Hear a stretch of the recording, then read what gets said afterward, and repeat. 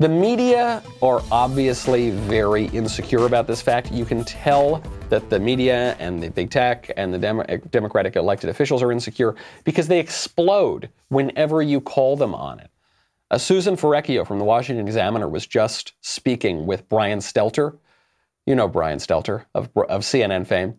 And she brought up how the press are not asking Joe Biden about anything. They're not asking him about any of the scandals that have cropped up. Brian Stelter, I thought his head was going to explode. He's running for president of the United States, and this is serious. This is not last year's news.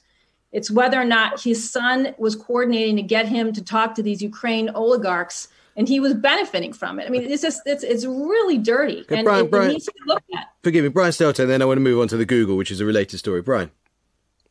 I said it was last season. You're saying it's new. I think bottom line is we don't know what is real and what is fake in these emails, if there is anything real in them. Yeah, but that didn't stop any from reporting the Mueller and the dossier and all that stuff. You're bitter. I understand that you have a lot of resentment about it. Now we have ethics. Okay, now we have ethics. Don't you dare act like newsrooms didn't have ethics in 2017 and 2018. Well, I know they did. So, well, you can don't dare me all you want, Brian. I've been doing this for 30 years. So say whatever you want. It's my view. And I have a right to say it. I was invited on the view is that the news media was unethical with Mueller? Hang on a second, one at a time. I don't quite get what you're just... It's my view. So.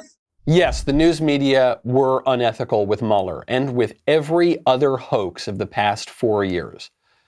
What they're saying now, what Brian Stelter is saying now is we don't want to ask Joe Biden about the document dump that we just saw that shows collusion and corruption and whatever other nefarious crime they accused Trump of for the past 4 years that shows Joe Biden committing those crimes in Ukraine and China. We don't want to ask him about that because we don't know if it's true. You're journalists, you're reporters, you're supposed to find out if it's true.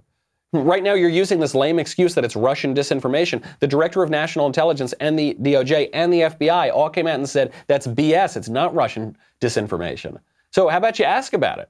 You didn't mind asking about the completely fabricated Christopher Steele dossier, which was paid for by the Hillary campaign and the Democrats.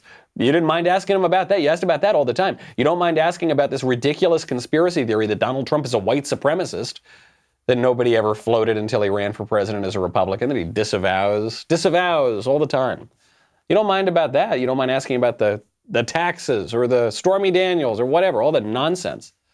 They have no ethics whatsoever, and the reason he's exploding about it is because he knows it. I hope you enjoyed that short segment from the Michael Knowles Show. Be sure to check out the full episode linked in the description or download the podcast wherever you listen to podcasts.